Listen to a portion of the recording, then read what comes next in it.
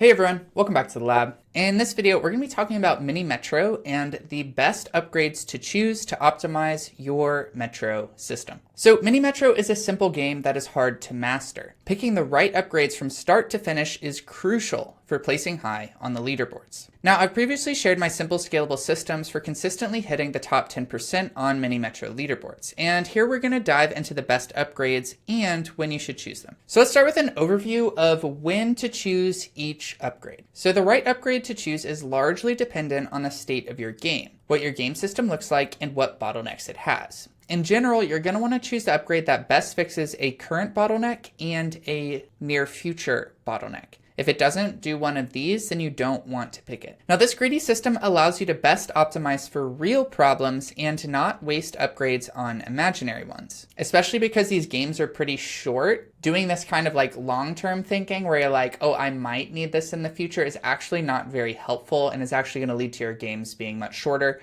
because you'll get those game overs much faster. And so in particular, what you're going to want to do is not choose anything because you might need it later, only if you need it now or next. If it's not one of those, don't choose it. The best example of this I can think of in the game is really like Interchanges. It's a great example of, oh, I might need this later, but you almost never need it now, which is one of the reasons why it's such a bad upgrade to choose. Okay, moving on.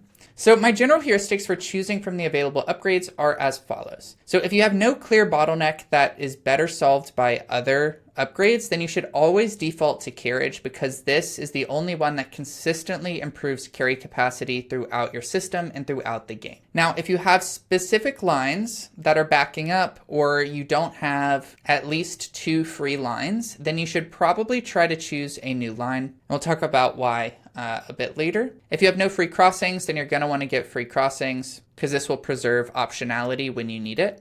For interchanges, you should basically never choose them. They're really not that useful. And then for special trains, it just really depends because the special trains usually have different features and it's highly map dependent on whether they're useful or not.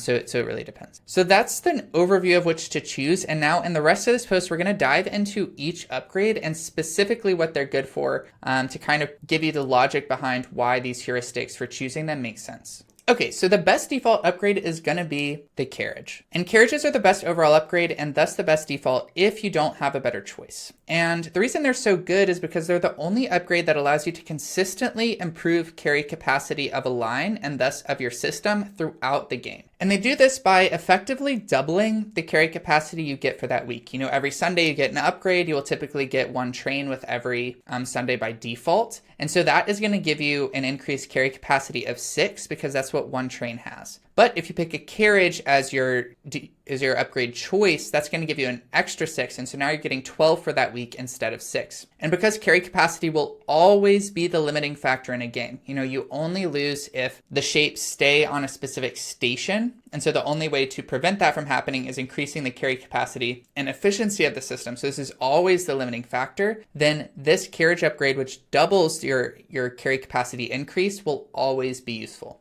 Another hidden benefit is that these carriages have a different max per line than trains. And so a lot of maps you might not hit the max, especially not till later game if you survive long enough. But when you do, this can be kind of jarring because there actually is a max number of trains per line that you can have. And so if you're playing the game in such a way where you're used to just adding more trains to a line, this means that there are limits to that and you can no longer expand in that way. Now the max trains per line varies, but typically it's between 4 and 6. But because carriages don't have that same max, it means that you can still add carry capacity to that line, which allows you to go further with your subway system and thus rise in the leaderboards. Okay, so when should you pick a Carriage?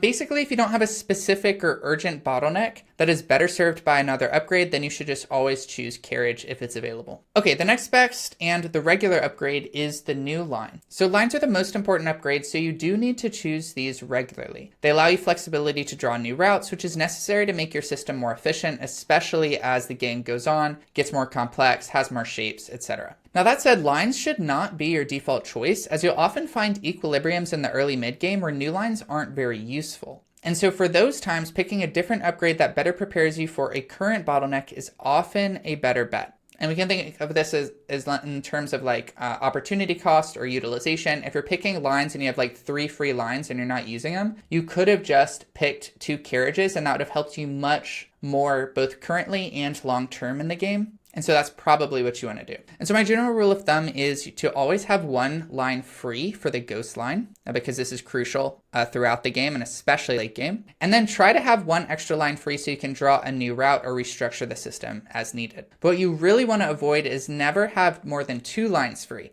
because this is just not useful. And that means that you wasted an upgrade for this part of the game. And that could end up leading to a quick game over. Now, by regularly acquiring these new lines when they're needed, but not choosing them every time, you'll have a pretty good balance of maxing your system optionality without having underutilized resources in your inventory and thus the opportunity cost of not picking a better upgrade. The next one you should pick is the insurance upgrade.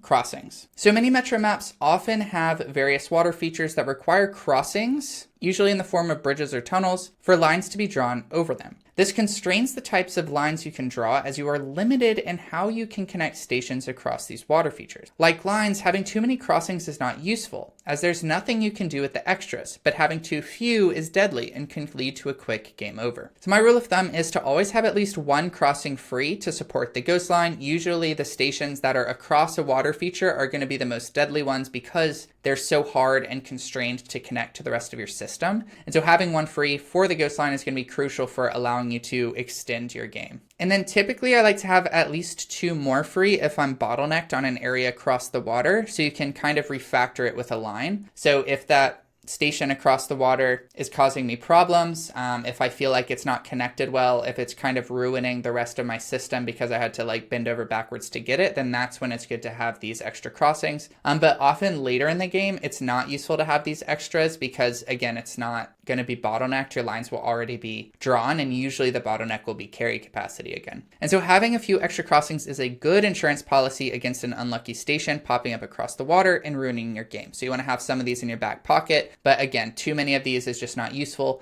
So don't waste upgrades on this if you don't need it. Okay, the useless upgrade goes to interchanges. Interchanges are mostly useless. This is because they don't actually help you remove shapes from your system. They only serve to better hold them. This is kind of like moving food around on your plate. The food doesn't actually disappear, it just gets messier. And so it's a much better investment to choose the other upgrades that help remove shapes from the system more efficiently.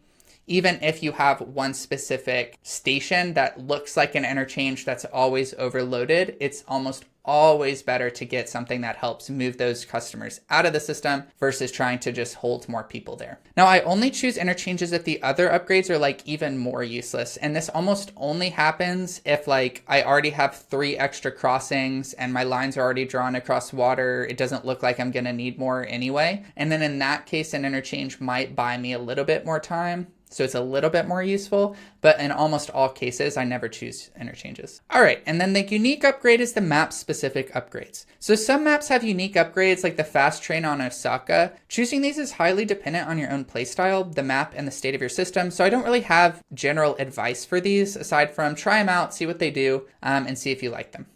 That's generally my simple scalable system for picking upgrades in Mini Metro, so hopefully that's helpful to you for extending your own games as well. If you like this post, you might also like Mini Metro 5 beginner tips to reach the top 10% on the leaderboard. If you're into Zelda Tears of the Kingdom, you might be into this Zonai Vehicle Solos Lynels. And if you're into Pal Worlds, you might be interested in how to breed pals 400 times faster and avoid hundreds of hours of grinding. That's it for this video. Thanks for watching, and I'll see you in the next one.